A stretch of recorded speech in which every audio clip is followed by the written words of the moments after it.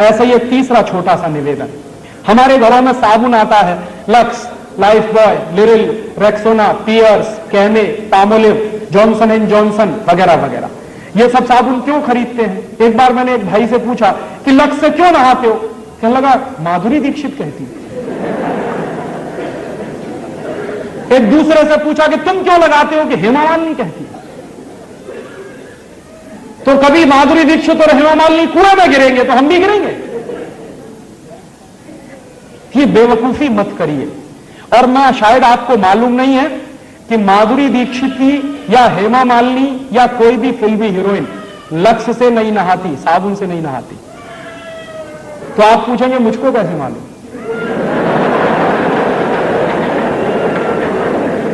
मुझको पता चला अभी कुछ दिन पहले बंबई में मेरा एक व्याख्यान हुआ था, जुहू में। और जुहू वो जगह है जहां हिंदुस्तान के ये फिल्मी हीरो हीरोइन ज्यादा रहते हैं। व्याख्यान कैसे हुआ? एक कोई फिल्मी हीरो है, उनका नाम है धर्मेंद्र। उन्होंने मेरे व्याख्यान के कैसेट सुने। मेरे व्याख्यान के कुछ 10 कैसेट निकले हैं, तो उन्होंने सुने और उन्होंने तुरंत फोन किया कि मैं राजीव दीक्षित से बात करना चाहता हूं। मैंने कहा मैं बोल रहा हूं। तो कहने लगे आपके 10 कैसेट सुनने के लिए मैंने 10 घंटे गाड़ी चलाई और घर नहीं गया जब तक कैसेट खत्म नहीं हुए। मैंने कहा बहुत अच्छी बात है, क्या लगा आपको? मैं आपका एक व्याख्यान करना चाहता हूं। मैंने कहा जरूर करिए, मैं आऊंगा। क्या आपकी फीस क्या है? मैंने कहा मैं फीस नहीं लेता कभी व्याख्यान के लिए। कहने लगा अच्छा फिर तो मुझे खुशी है, आप आइए। मैंने कहा जरूर आऊंगा, एक ही शर्त है कि जितने फिल्मी हीरो हीरोइन है उनको सबको बुलाइए ज्यादा से ज्यादा। तो उन्होंने कहा मैं कोशिश करता हूं। तो क्या हुआ, उनका एक बंगला है लोनावाला में, पूना और बंबई के बीच में, वहां उन्होंने व्याख्यान रखा। मैं गया, ज्यादा लोग तो नहीं आए, कुछ 25-30 लोग आए थे। उनके बीच में मीटिंग हुई, बातचीत हुई, बहुत सारे सवाल पूछे। जब खत्म हो गए उनके सवाल तो मैंने उनसे कहा कि अब मैं एक सवाल पूछूंगा। तो हेमा मालिनी से मैंने पूछा क्या आप मुझे बताओ कि लक्स से नहाती हो? नहीं। लाइफ बॉय से नहाती हो? नहीं। कैमे से नहाती हो? नहीं। लिरिल से नहाती हो? नहीं। मैंने कहा आप नहाती भी हो? तो कहने लगी नहाती तो रोज हूं। मैंने कहा फिर किससे? तो उन्होंने बताया चने के आटे में मलाई डाल के नहाती हूं, माने बेसन में मलाई डाल के नहाती हूं। तो मैंने कहा अगर आप बेसन में मलाई डाल के नहाती है तो ये बात पूरे देश को क्यों नहीं बताती? कहने लगी डर लगता है। मैंने कहा क्या डर लगता है? कि अगर हिंदुस्तान की सभी बहनों ने बेसन में मलाई डालकर नहाना शुरू किया तो सब हेमा मालिनी हो जाएंगे।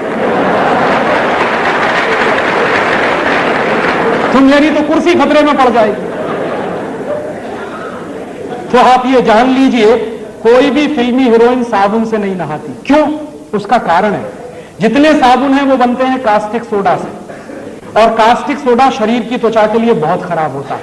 और आप ये चाहें तो प्रयोग करिए, साबुन से नहाइए, नहाने के 20 मिनट के बाद जब आपका शरीर सूख जाए तो नाखून से ऐसे लाइन खींचिए, सफेद रंग की लाइन खींचेगी। और आजकल ठंडी का दिन है, साबुन से नहाइए, 10 मिनट बाद आपका पूरा चेहरा सफेद सफेद हो जाए। क्यों? उसमें जो कास्टिक सोडा है वो आपकी शरीर की त्वचा से चिपक जाता है। चाहे जितना पानी डालिए धुलता नहीं, इसलिए साबुन सबसे रद्दी चीज है। तब आप पूछेंगे बेस्ट क्वालिटी क्या है? बेस्ट क्वालिटी है मुल्तानी मिट्टी। मिलती है अभी भी इस देश में, खरीद लाइए बाजार से। क्या करें उसका? मुल्तानी मिट्टी को दही में डाल दीजिए रात को, या दही की ताक में डाल दीजिए, सवेरे तक एकदम मुलायम हो जाएगी। उसको पेस्ट बनाइए, शरीर पर ऐसे ही लगाइए जैसे साबुन लगाते हैं, और नहा लीजिए गर्म पानी से, एकदम फ्रेश हो जाएंगे आप। दूसरा तरीका, चने का आटा माने बेसन, उसमें मलाई मिलाइए, पेस्ट बनाइए, उसको रगड़िए और उससे नहाइए। तीसरा तरीका, आप जो है अपने घर में ले आइए मसूर की दाल का आटा। मसूर की दाल होती है, उसको पिसवाइए, उसका आटा बनता है, उसमें शहद मिलाइए, मध मिलाइए, और उसका पेस्ट बना के उससे शरीर को लगाइए और गर्म पानी से नहाइए, आपकी स्किन एकदम सॉफ्ट हो जाएगी। चौथा तरीका, मुल्तानी मिट्टी लीजिए, अरीठा का पाउडर लीजिए, शिकाकाई पाउडर लीजिए, तीनों को बराबर बराबर मात्रा में मिलाइए, डिब्बे में बंद करके रखिए। 1 साल तक इसका कुछ नहीं बिगड़ता। नहाने के 20 मिनट पहले 1 चम्मच पाउडर 1 गिलास पानी में डाल दीजिए, और उस पानी से पहले शरीर के बाल धो लीजिए, आपके बाल टूटना बंद हो जाएंगे। और फिर उसी पानी से शरीर से नहा लीजिए, आप कोई साबुन लगाने की कभी जरूरत ही महसूस नहीं होगी। और आपको मैं बताऊं सबसे अच्छा, आपके यहां अकोला में गाय के गोबर से एक साबुन बनता, और गाय के गोबर से जो साबुन बनता है, पिछली बार मैं आया था यहां से खरीद के ले गया था और मैंने मेरे सब दोस्तों को बांटा, मैं भी नहाता हूं। मैं आपको सच बताऊं कि उस साबुन से नहाने के 10 मिनट के बाद शरीर में से खुशबू निकलती। फिर एक दिन मैंने पुराने कुछ ग्रंथ खोजे तो मुझे पता चला कि हिंदुस्तान में जब यज्ञ किया जाता था तो किसी भी राजा को यज्ञ करने से पहले गोबर से स्नान करना जरूरी होता था। भगवान राम ने भी यही किया था। जब भगवान राम ने यज्ञ किया तो गोबर से स्नान किया था, तब यज्ञ करने के लिए बैठ पाए थे। तो शास्त्रों में इसका वर्णन है और गोबर से स्नान करना बहुत ऊंची बात है। आपके घर में अगर देसी गाय है तो उसके गोबर से आप सीधे स्नान कर सकते हैं, नहीं है तो आपके अकोला में बनता है इतना अच्छा साबुन, और अगर आप वो खरीदेंगे तो पैसा कहां जाएगा? अकोला का पैसा यही रहने वाला है। और वो साबुन यहां के किसी गौशाला में बनता तो आपका दिया गया पैसा जाएगा कहां? गौशाला में जाने वाले। उस गौशाला को चलाने वाले कुछ भाइयों को रोजगार मिलेगा। और मेरी तो कल्पना है कि ऐसी गौशालाएं गांव गांव गली गली घर घर में खुल जाए और उनमें से ये गोबर निकलेगा, साबुन भी बनेगा, दूध बनेगा, घी निकलेगा, क्या क्या नहीं होगा। पूरे हिंदुस्तान की अर्थव्यवस्था बदल सकती है। तो आप ये फालतू के साबुन खरीदना बंद करिए।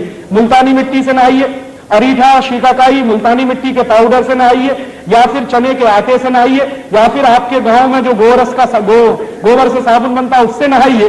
हिंदुस्तान का हर साल हम सैकड़ों करोड़ रुपया बचा सकते हैं। यह मेरा आपसे एक छोटा सा निवेदन।